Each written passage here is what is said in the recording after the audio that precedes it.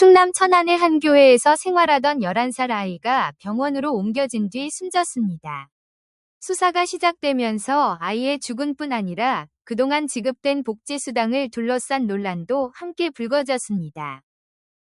아이는 숨지기 전까지 교회에서 목사와 외할머니 등과 함께 생활했던 것으로 알려졌습니다. 경찰은 아이가 오랜 기간 이곳에서 지내온 것으로 보고 정확한 생활 환경을 조사했습니다.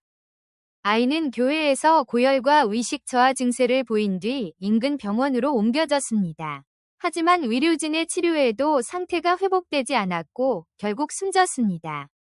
병원으로 옮겨진 아이의 몸에서는 여러 먼과 함께 손목과 발목이 묶였던 것으로 의심되는 흔적이 발견됐습니다. 경찰은 학대 가능성이 있다고 판단해 수사에 착수했습니다. 수사를 진행한 경찰은 교회 목사와 아이의 외할머니를 아동학대치사 혐의로 구속해 검찰에 넘겼습니다. 교회에서 함께 생활했던 관련자들에 대한 조사도 이어졌습니다.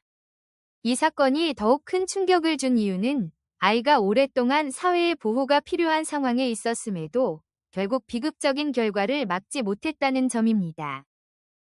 특히 아이가 정상적으로 학교 생활을 이어가지 못했던 것으로 알려지면서 교육당국의 관리 과정도 관심을 받았습니다. 아이의 소재와 안전을 확인하는 절차가 있었지만 비극을 막지는 못했습니다. 사건 이후 국회에 제출된 복지수당 관련 자료에서는 또 다른 사실이 알려졌습니다. 아이와 관련해 수년 동안 지급된 복지급여가 모두 2,295만 원에 달한다는 내용이었습니다.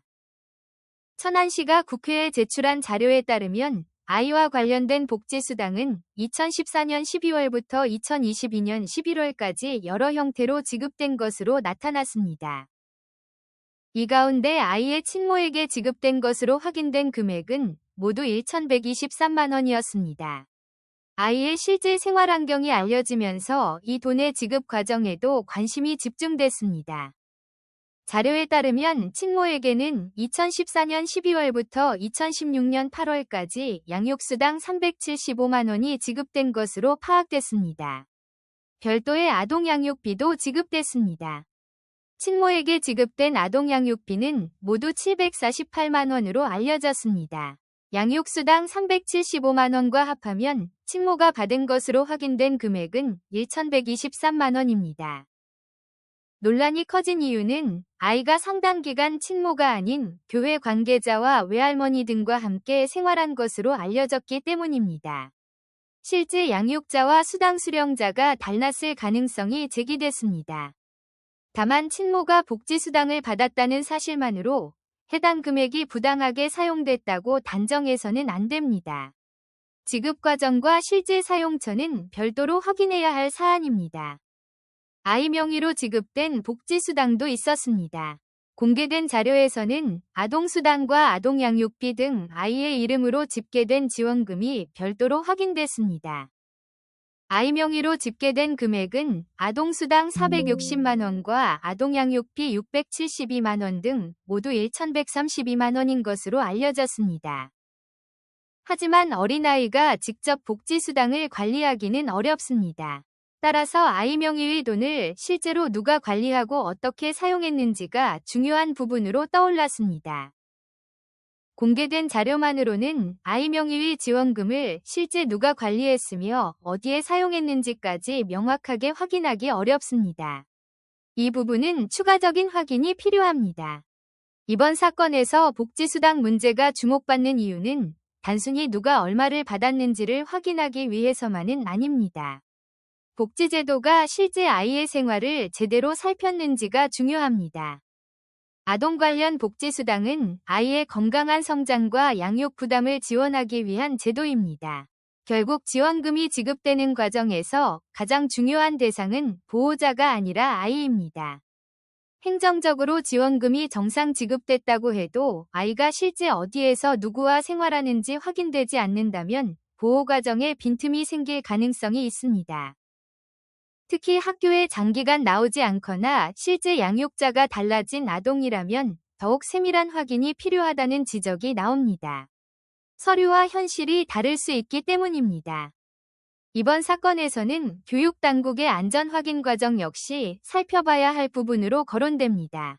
아이의 상태를 확인할 기회가 있었음에도 심각한 위험을 발견하지 못했다는 지적입니다. 복지기관은 지원금을 지급하고 교육기관은 아이의 교육과 안전을 관리합니다. 하지만 기관별 정보가 서로 충분히 연결되지 않는다면 중요한 위험 신호를 놓칠 수 있습니다. 그렇다고 복지수당을 받은 사실과 아동학대에 대한 형사 책임을 동일하게 봐서는 안 됩니다. 각각의 문제는 확인된 사실과 수사 결과를 기준으로 구분해야 합니다.